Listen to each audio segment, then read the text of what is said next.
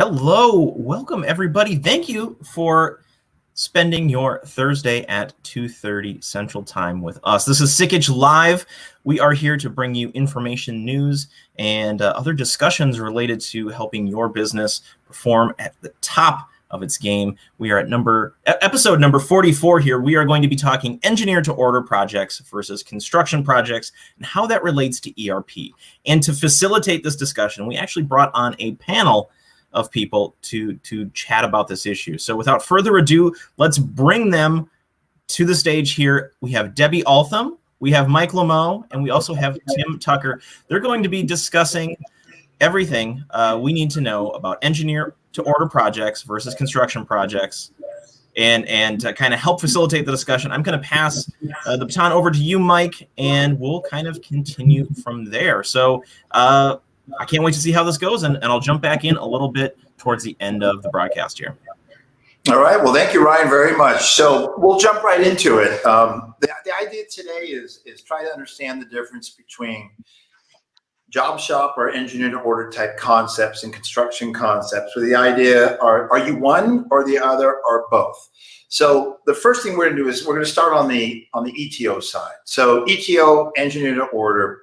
So what is that concept? We probably have to take a step back and realize that most ERPs handle discrete manufacturing. You know, they take a bunch of pieces, they make one finished good, they do production scheduling, that kind of stuff. And then some of them have jobs. In fact, Ryan, you've got a slide, I think, that might illustrate this that we can talk over.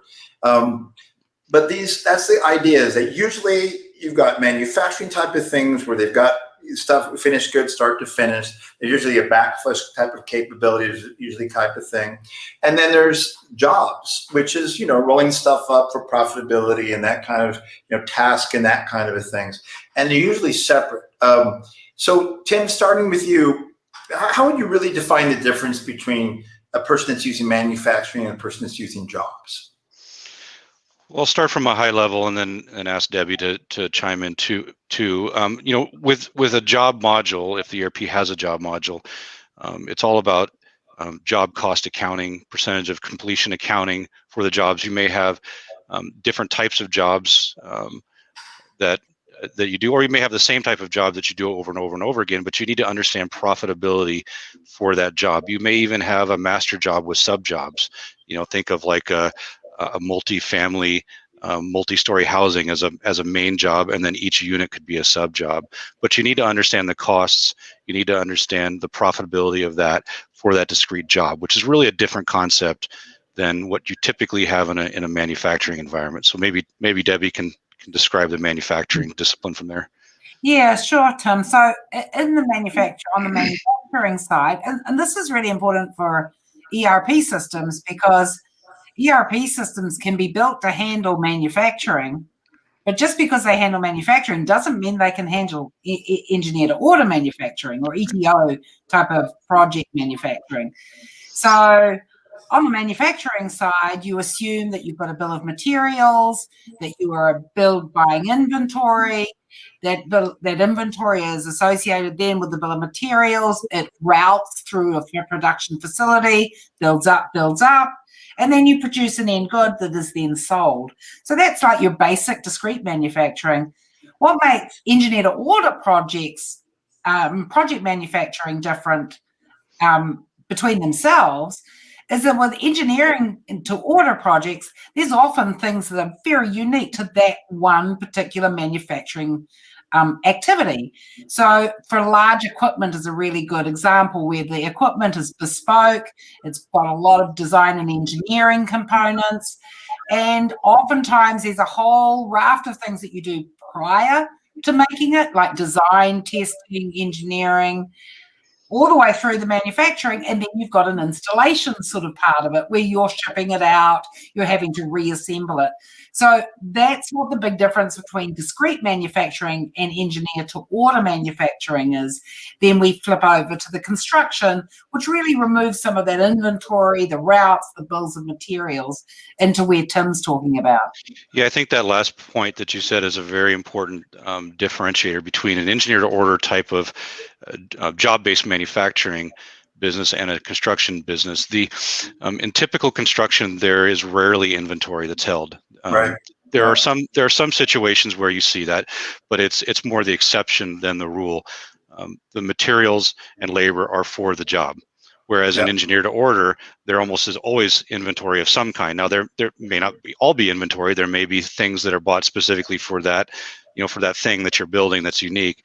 But there are usually warehousing and inventory concepts in engineer to order that you don't see in construction. Yeah, like the obvious one, Tim, of in construction, you're sending stuff typically directly to the job site, whereas in ETO, it's usually received in a central warehouse at a fixed manufacturing facility, typically. So there's a different way that stuff's spread out. So we can speak to at Sikich, we sell Microsoft and Salesforce and NetSuite. We can talk to those products. We're familiar with other products, but primarily we know NetSuite and Business Central, Dynamics 365 Business Central, or BC for short. They have jobs and they have manufacturing, but neither of them have engineer to order project-based manufacturing out of the box.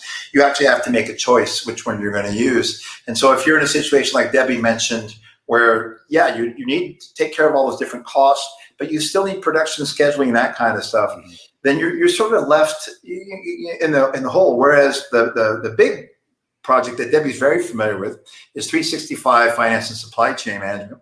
It does have that mixed modes of manufacturing, right, Debbie? It's got discrete, it's got process, it's got ETO. You've got various choices, right, Debbie, in that one? Sure, and it's really important to know because we have the functionality that allows you to combine the concept of bills, routes, and inventory within the concept of project management, and even to the extent of things like retentions and managing percent complete. So that's available on top. So it's really important to know that's one piece of functionality that combines those two lines of business. And I think, Tim, maybe you can talk to the Business Central side of the solution for that. Yeah. Right. So Business Central, out of the box, as Mike said, doesn't have this project-based manufacturing concept. You have to choose one or the other. One of the things Sikich has done is we've built a bridge for that gap, where we've built the functionality to do project-based manufacturing for the size of companies where Business Central is a more appropriate solution than the larger finance and supply chain offering from Microsoft. And we've also incorporated some other functionalities that you typically see that are also not out of the box from Microsoft. We've added things like quality control, concepts around engineering change management, and some other things that go along with that to give a nice solution for that mid-market customer that really is an engineer to order company. They're not just discrete manufacturing, and they're not just jobs. Now, where this engineer to order versus construction can get confusing is there is a world where there are companies that do what used to be only in-field construction types of products, and they're doing them in factories now and then delivering to the job site. So they're building things like bathrooms or walls in a factory. They're using manufacturing disciplines, but they're delivering to the job site, and that's where the lines get a little blurred. And that's when working with a partner that really understands both of the disciplines, so they can sort out what it is really important. Because if you go to a company like that and have them walk you through the factory and talk through their business, they will typically talk in construction terms. They'll talk about their entire business just like they're out on the field in construction terms, but it's probably really engineer to order, and sorting that out can be a little challenging. Debbie, you have got some experience recently with this. Sure, and it is interesting because there's quite a significant difference between the kind of design, not only in terms of how the physical processes are managed through the business, between construction and engineer to order or project-based manufacturing. So, for example, the handling of inventory, which Tim suggested before, is not only different from a system perspective, but it's different from a physical perspective. Right, the inventory is handled differently in the environment. Yeah, it's a really good point, Tim, in a construction job site, and they're getting rebar and different stuff delivered to the site and stuff like that, are they necessarily monitoring that use and scrap and that kind of thing like a manufacturing concept? No, and the way it's accounted for is different too. You're not going to receive it into a warehouse typically. You're not going to have it held in inventory. Remember, inventory is an asset. And then you consume it on a product that you're manufacturing. You don't have that, right? So it's just, you schedule out, how much you need already because you've already done the takeoffs of the plans, you figured out, you order it and time it to get to the job site when you need to use it. It's never an inventory. It's never an asset. Right. It's a cost on the job. So it's just a completely different animal. Yeah, and it's interesting because the whole idea, like you said, modular is a great example. The guys are building complete rooms and delivering to the construction site. They're now in the thing where they now have to consider MRP and replenishment concepts, perhaps, in a manufacturing environment. Maybe there's a base source material that they keep on stock, but then they're buying other things per, engineer to order. Am I waiting for a new thing to make that thing? Am I making it to stock? Am I making it to order? How does that relate to engineer to order, that MTS and MTO? Well, that's where the lines get a little blurred, because if a company produces the same thing, the same type of product over and over again. I use the example of like a modular bathroom or walls. Right. There are certain of those components you're going to have standard on nearly probably every everything you produce. And so for those, you can do planning, you can do inventory levels. It's probably in most cases a more simple inventory management. It's probably a min-max type of thing, but you're still looking out and trying to project out, your sales, your pipeline, what that's looking like, so that you can do that. But then the other stuff that is specific and unique to that job is going to be, all bought for that particular client, that particular job. And so then for those types of things, MRP is not usually something that comes into play. Do you know what I would say also that's very common for the engineer to order manufacturing organizations that I've worked with is that everyone wants to standardize, right? Because standardization turns higher profitability, more effective use of resources, potentially higher level of quality, less variability. So even if a company is saying, we will make it especially for you to the customer, in the back, they're wanting to make everything as common as they possibly can, because that's the most effective and cost-effective and efficient way to manufacture. So there is this extraordinary pressure to standardize just from a pure economical perspective. And that's what you're definitely seeing in engineer to order organizations. Whereas in construction, because they get to do cost plus with their materials, there isn't the same incentive necessarily to focus primarily on standardization. Yeah, and I don't know if I'm in mute or not. There we go. So what's interesting about that is we're talking about ERP software and that kind of a thing. And so typically, Tim, and someone who's a mixed mode who does ETO and construction, they often have two different software solutions. The construction guys are used to, whether it's the Procores or the Timberlines or the different thing like that. And maybe the manufacturing guys do. Do you find that a lot, Tim, where people have multiple solutions to address that now? Is that how they're doing it most of the time? There may be, there very well may be, and your more advanced, more complete ERP packages, especially if a part like Sikich is involved, have figured out ways to simplify that, so you don't need as many. But there may be a reason to keep a manufacturing system as a standalone, just to handle a discrete part of the process, and then integrate that with an ERP system that handles projects really well. And it just depends on where the bulk of the activities are, where the most complexity is. That's probably what you're going to want in your ERP, and then you can make a choice. Do you need a third-party system to add into the mix and either do an integration, or maybe there's a solution that can be part of the ERP, or not.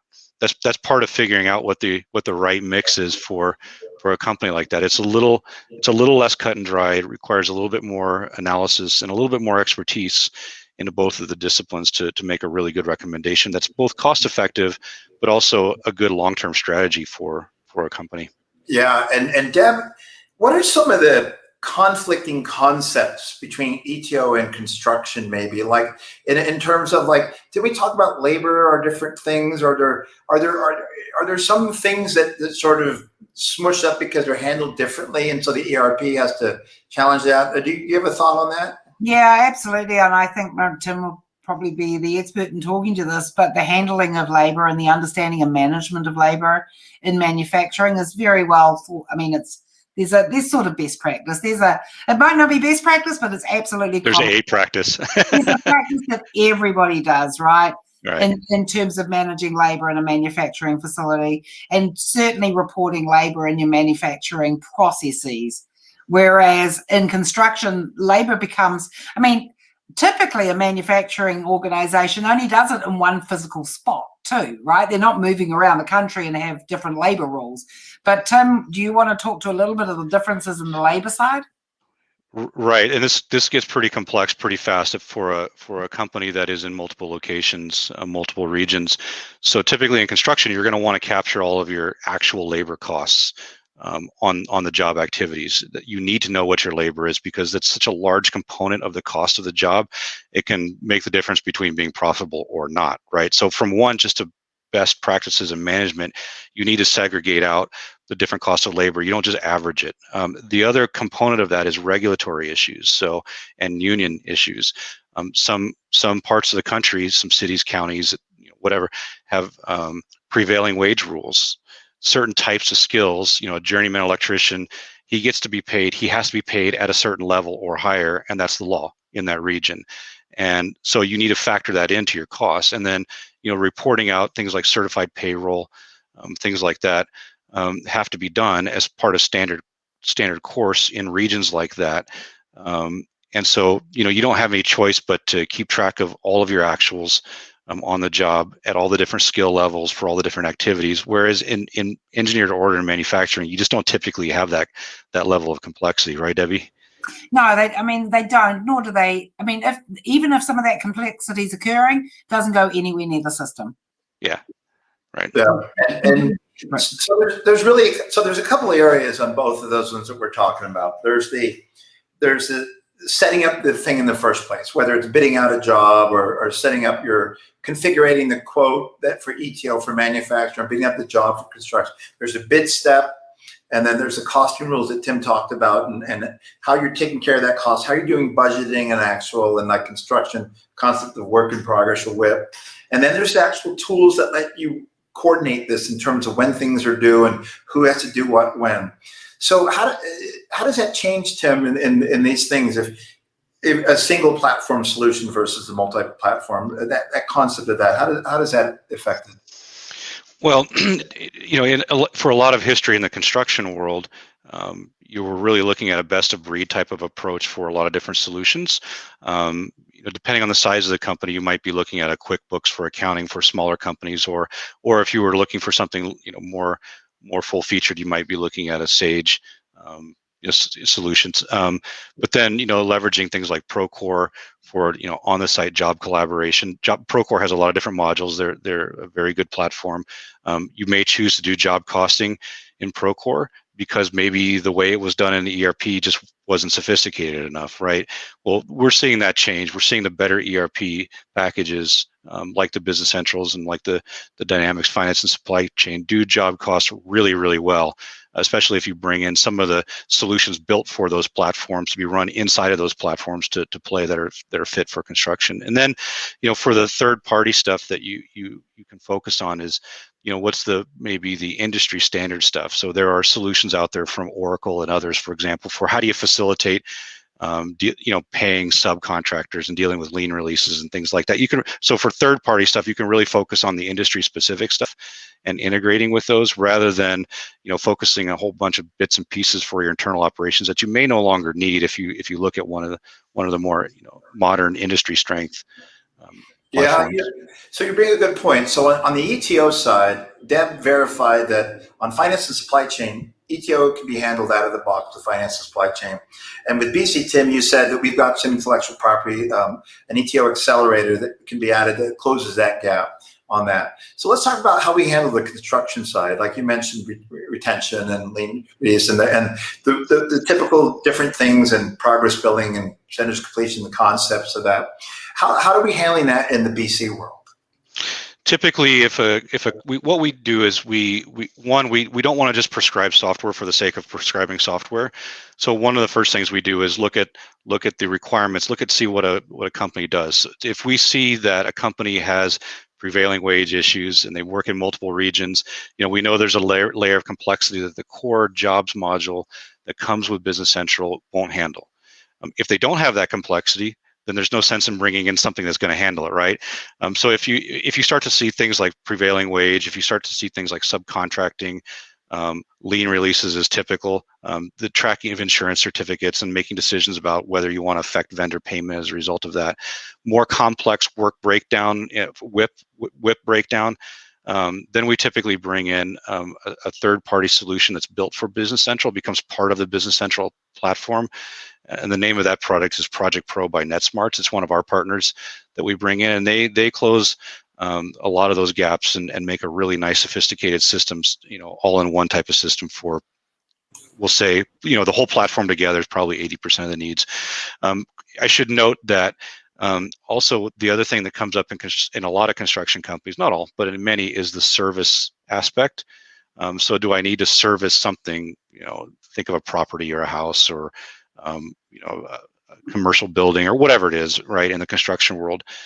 So there is a service module in Business Central. There is also in finance and supply chain. So field service also can be done within the core application. And that's nice because then you don't need another bolt-on solution for that either. Is field service a thing in engineer to order as much? Maybe let Debbie comment on that. Yeah, absolutely. Field service is really pretty prevalent in engineer to order.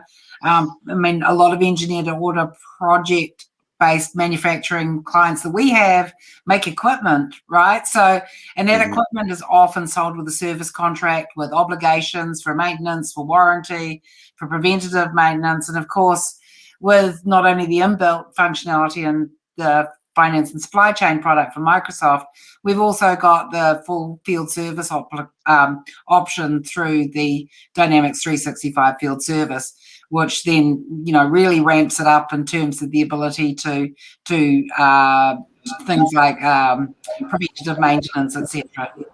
Yeah, that's a real good point. And like Tim said, there's also solutions like FieldPoint out there that have AI billings in it and can be used for the installation side as well as service apps with the fix. Punch list of a project, you have to go through things, or a year later, it's a trade, HVAC guy that's going out there and doing scheduled things. So to wrap this up, I think what we're saying is you really need a partner that understands construction concepts and manufacturing and ETO concepts. If you are someone that does both or is on the fence, or like Tim, or is not sure, like you come from the construction world and you're trying to put manufacturing business aside of the business, but you're using construction concepts, you're going to have some problems because there's a different way of thinking of it and setting that thing up. So you need a partner to help you with that. And then you have to make the choice, like Tim and Debbie are saying, is this a best of breed solution that's the best thing for you? Or could you get away with a single platform with some apps attached to that puts all the data in one place, one system to support across the business? And are you doing multi-site manufacturing, or multi-country even type things where you have to think about vendors in different regions? And in that case, is finance supply chain worth looking at in that environment? And then in the Business Central world, like Tim said, what's your budget for implementing this thing, and what's your expectation and complexity on that? And we use those things to try to figure out which is which, quite frankly. So, So Ryan, I think we're at a good spot for wrapping this up. But Tim, you have any final words that you want to close with at all, or some words of advice to someone in this world, Tim? Well, I think what I'd say to wrap is, we could go much deeper on this topic, if there is interest in trying to help it sort this out. That's what we're here for. It's difficult to cover it all in 20, 30 minutes, but that's why Sikich exists. Exactly. Thank you, Tim. All right. Well, with that, I mean, that was a great in-depth discussion I think we just had there, and I think as Tim just said, this could probably spill into another episode, hopefully sometime in the near future. So, Debbie, Tim, Mike, thank you all for joining us today for the very special 44th episode of Sikich Live. I want to thank you all for joining us today. I think we all got a ton of information out of that, and I cannot wait for the follow-up there. So we will see everybody next time, Thursday, 2:30 Central Time. Thank you all for tuning in to Sikich Live, and have a great day. All right.